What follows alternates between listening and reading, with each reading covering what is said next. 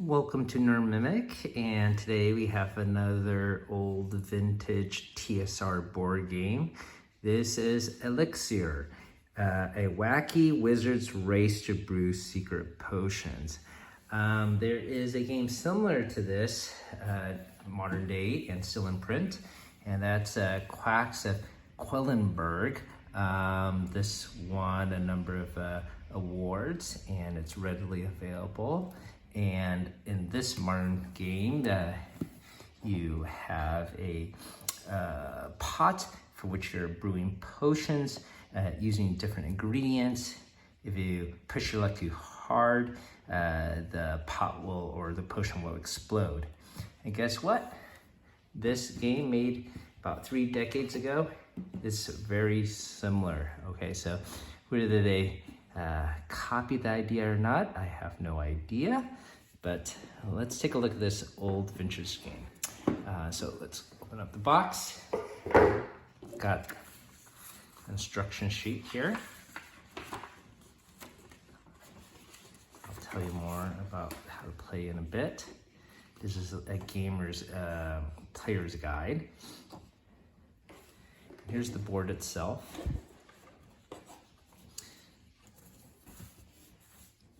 And I'll denote what it means in a bit. Let's go on to further components here. They have some plastic gold coins that you use to buy your ingredients. You get 2 per turn. You have these really small cards. The first 4 are used for standees to denote your place on the game board. Here we go. There's a little plastic standee here. Slip it in like that. Okay. They have some red coins. These help denote what stage your potion is at when you use it. And of course, you got 6-sided dice, and these are stranger cards. I'll show you that in a bit. And these, going back to these smaller cards, these are some formula cards. You shuffle them up,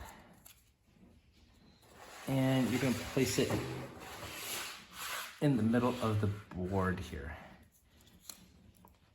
like so.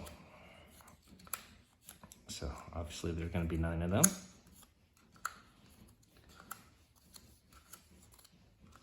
All right, that's done. And the rest of these smaller cards, these are ingredient cards. So you got a selection of different herbs here. Let's flip that around.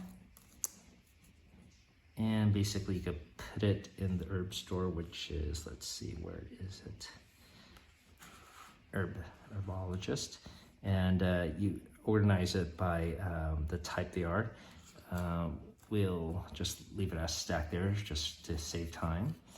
You got some other ingredients here. These are creature ingredients. And these go in special supply.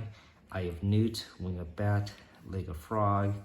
And then you have these gems, and that goes in the jeweler store. So basically you're gonna take your character by color. This is the yellow wizard. You'll put it in the yellow wizard lab here. And for each turn, you get to move 4 spaces. And once again, you get 2 gold coins.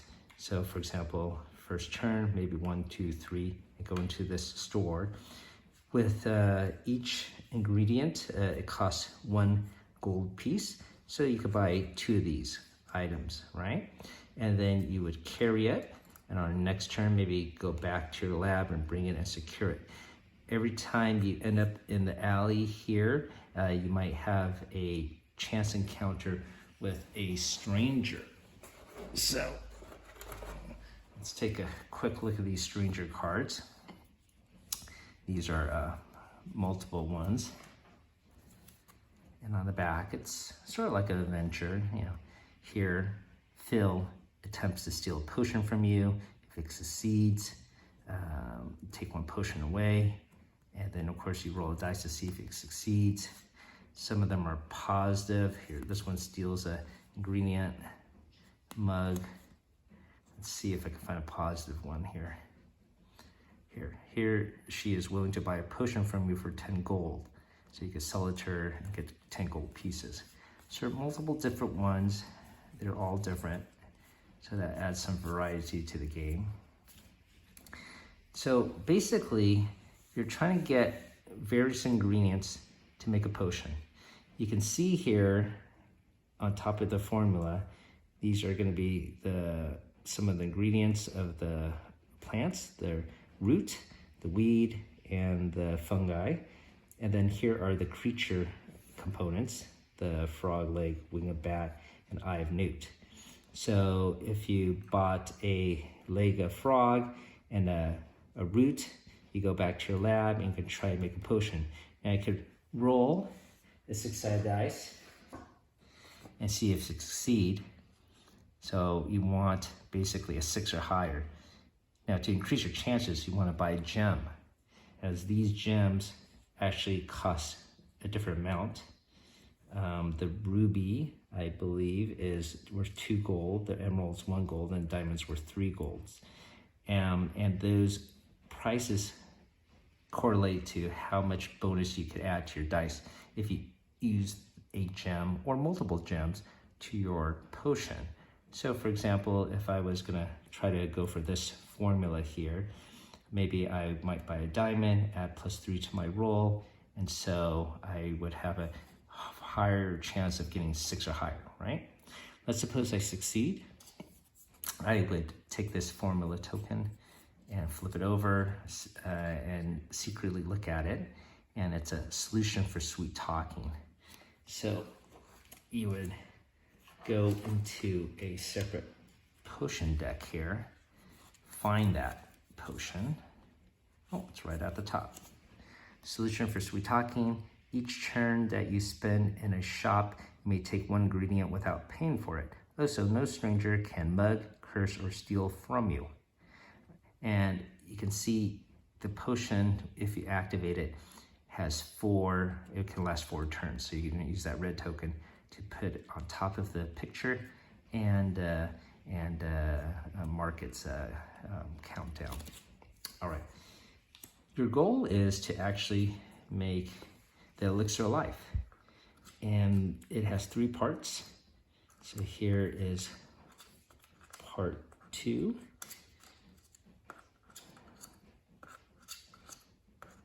Let's find another one. Here is part 3. And part 1. So obviously when you play, you don't know where each part is, so you have to gradually create each potion to succeed in unlocking what it is. And once you find it, you could get the potion card that correlates with the Elixir of Life. Once you get all 3 different cards, here we go, you win the game.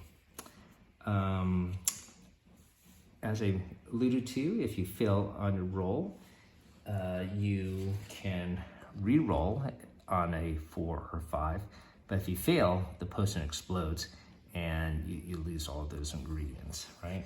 Okay, so pretty simple game.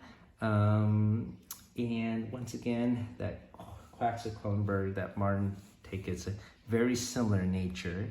And this came out years ago, published by TSR.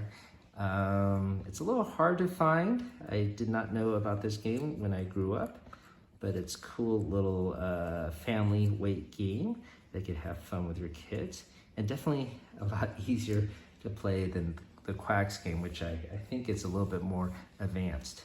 Hopefully you found this helpful, and thank you for watching.